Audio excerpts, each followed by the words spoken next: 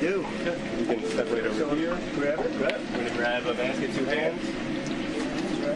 And then you can go right into here on the left. Yep, slowly, right here. Slowly, gently lowered into the oil. Don't want to burn yourself. Then top, down a little bit further. Gotcha. There you go. And then we're going to hit our fry timer right here. And that one's going good. Oh, how good is that? He even had a go at the drive-through. Well, that's a good-looking group. Hello, everybody. This is not a normal situation, is it? What a good-looking family. How did you produce those good-looking kids? Oh, they look like the wife. They look like the wife. How are you? Nice to see you. Thank you, man. Appreciate all the right here. Thank you. And he also declared he's the first and only 2024 presidential nominee to work at McDonald's, despite Kamala Harris's assurances that she worked there in the 80s. You know, the same lines she keeps peddling out as part of the I'm from a middle-class background spill. I've now worked for 15 minutes more than Kamala. Are you going to put this on your resume? I never worked here. Why would she lie about something like that? Will be put on your resume. Worked at McDonald's. Why would she lie about that? Why? Because she's lying, Kamala, that's why. Joining me now is the host of Prime Time with Alex Stein on Blaze TV, Alex Stein. Alex, good to see you. Is this a stroke of genius by Donald Trump? Well, absolutely. If you think about it, Kamala Harris lied about working at McDonald's. Nobody worked with her. They talked to corporate. There was no record or indication that she was ever an employee there. So Donald Trump knows that. And if Kamala Harris will lie about cooking French fries, she will lie about anything else. So I think this is very important for the campaign. As silly as it may seem, this made a huge point, especially to the American people that love McDonald's.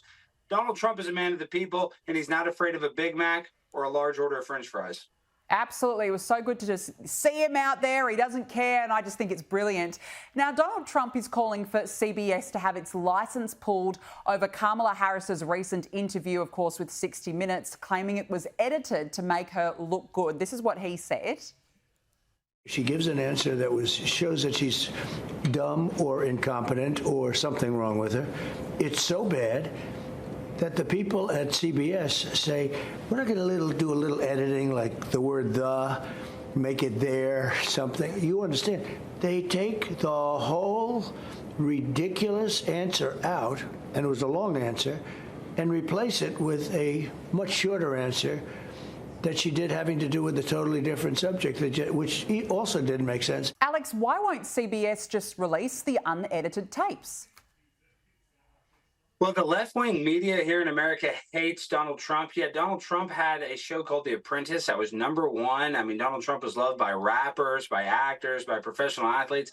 And now the media absolutely hates him and will do anything to skew him in this negative light. So, of course, they're going to help Kamala Harris, who stinks at interviews, who's very, terrible at speaking, improvisationally. So, no, I'm not surprised. This has only been happening over the past 12 years, even since before Donald Trump was president. So, this is terrible. But our left-wing media, they control the narrative, and they can create whatever bias they want that helps the leftists win this 2024 election. Yeah, and Kamala, as we know, she can't speak without a teleprompter, so I'm sure that's also got to do with it too. And you mentioned the lefty media. Look, let's talk about MSNBC, the usual lunatic broadcasting station. They're having an absolute freak out. Host Al Sharpton and frequent guest Donnie Deutsch claimed that Donald Trump would place them on an enemies list if he was elected president again. Have a look. Rev, are you worried going forward that you're on a list if Donald Trump is elected? Yes or no? I'm convinced I'll be on the list. I am too. I don't know how we're not going to be. And think about that. This is America. This is the United States of America, and people in the media, like the Rev, have to be concerned that they may be on a list. I have people saying to me, Donnie, are you worried? This is America. And yet people will still give permission to vote for Donald Trump. What's wrong with us? Alex, this is so funny. The paranoia knows no bounds. It must be absolutely exhausting for these hosts at MSNBC. Well, of course they had to play the victim, but Al Sharpton was there when Jesse Jackson gave Donald Trump an NAACP award, so he has nothing to worry about. And Donald Trump loves the media. Donnie Deutsch, his career would only go up because Donald Trump would actually probably do an interview with somebody, even if they are a leftist, even if they are, a sad excuse for a journalist. Donald Trump will still speak to those people, so they don't realize this would help their ratings much more than Kamala Harris, who will probably get us into World War III or a recession or a financial collapse in the next 4 years, in my opinion. Yeah, that's a really good point. Now, let's talk about the Al Smith dinner, the one, of course, that Kamala Harris missed and sent in this really, really cringeworthy pre-recorded video instead. Your Eminence and distinguished guests, the Al Smith dinner provides a rare opportunity to set aside partisanship. Oh, sorry. Hey, what's going on? Who was that? Oh, sorry, Mary Catherine Elliott. Mary Catherine Elliott. It's so nice to meet you. Very nice to meet you, Mary Catherine. Right now I'm trying to record my speech for tonight's dinner. Oh, yeah, I know. I just want to say that I'm Catholic, and tonight is one of the biggest dinners next to the Last Supper. It is a very important dinner, and it's an important tradition that I'm so proud to be a part of. Good grief. And now she's been, as you can imagine, totally roasted. I was shocked when I heard that Kamala was skipping the Al Smith dinner. I'd really hoped that she would come because we can't get enough of hearing her beautiful laugh. Instead of attending tonight, she's in Michigan receiving communion from Gretchen Whitmer. If you really wanted Vice President Harris to accept your invitation, I guess you should have told her the funds were going to bail out the looters and rioters in Minneapolis, and she would have been here guaranteed. Catholics will be a key demographic in every battleground state. I'm sorry, why is Vice President Harris not here? Oh, I just love the roasting, Alex. But, who is advising Kamala to do these ridiculous videos? It's so embarrassing. And, Molly Shannon, the actress in that SNL clip, was hilarious. But what they did is they lampooned Catholics, and that's what they try to do. There was recently a rally where somebody said Jesus is king, and Kamala Harris said this is the wrong rally. So it's very obvious that Kamala Harris does not care about people that believe in God, which is the opposite of Donald Trump. You may be Jewish, you may be Muslim, you may be Christian, but Donald Trump respects all religions, unlike Kamala Harris, who likes to make fun of religion. So it's not a surprise to me that she would use some sort of skit to make fun of Catholics at the biggest Catholic event of the year. Yeah, it's just shocking.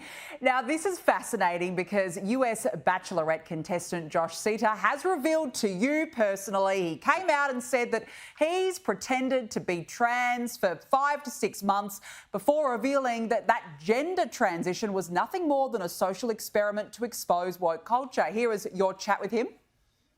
I hope that this could help some people understand that just because you put on dresses and makeup as a man doesn't magically make you a woman. Alex, I've got to say, he raises a great point. Last week, the left and the woke would have gladly accepted him as a trans woman into women's only spaces. Today, though, of course, as just a man, he isn't allowed to. Well, it just shows you the hypocrisy. And let's be real, if you're an adult here in America and you want to be a transgender, that's okay. It is what it is. We're a free country. But these people are putting on dresses and urinating in the restroom next to little kids. So it has gone too far here in America where freedom of speech or freedom of expression has become some sort of weird sexual ideology that we just help and promote people that have different sexual preferences. So listen, I'm not anti-gay, I'm not anti-trans, but it shows you that if a trans person will get mad that they can't compete against biological women, yet they will get mad at this guy for exposing how easy it is to pretend to be trans, it just shows you that we live in the upside down world and nothing makes sense. No, it doesn't. I've got to ask you, though, but how did he keep up the act for so long? And had you been suspicious that it was an act? Well, I'm the first one to really call Josh out, and I just had an inkling that this was obviously some sort of social experiment. And when Josh finally told me that, hey, Alex, I want to come on your show, I want to just expose that this was all entirely just a social experiment, I was very grateful for him to come on the show and expose that. And J.K. Rowling, the author of Harry Potter, she engaged with it. So this has been a huge story. Now, I know a lot of people are going to have different feelings, whether Josh was good or bad, but I think what he did made a huge point that cannot be debated by the weird people on the left that want to sexually indoctrinate people into this weird LGBTQI trans cult. So I really applaud Josh for taking, the risk that he took to pretend to be trans for this long. It was not easy. He's a great performance artist, and I think he made a very strong message. I completely agree. Yeah, it's been fascinating to watch some of his videos over time too. Now, look, I've got to say, you are back out there doing God's work. You're doing stand-up comedy, this time live for Coppell City Council. We've got a bit of what you told the councillors. There's a lot of people in the conservative community that are anti-trans, like they're saying that we should limit transgenders in women's sports. I don't think we should, guys, because we can gamble on transgenders and win money, guys. I won enough money from Leah Thomas. I turned draft kings into draft queens. That's how much money, right, Dawn? You like that? Alex, I don't know how you can keep a straight face and just deliver those lines so perfectly, but tell us what you were doing there. Well, San Jose State, a college that's competing in the NCAA for women's volleyball, has been dominating, so much so that a lot of schools are actually forfeiting their games against them. And you know what? I'm sad that these schools are forfeiting because we can gamble on them. They'll give us lines. So listen, I'm all about women's equality and women's fairness, but if Las Vegas will give me odds, let all the transgenders in women's sports, because I actually want to gamble on them, and I'm actually interested for once in my life. So it took a man for me to be interested in women's sports. It's absolutely absurd. I've got to ask you before we let you go, what was the reaction to those that were sitting in the audience?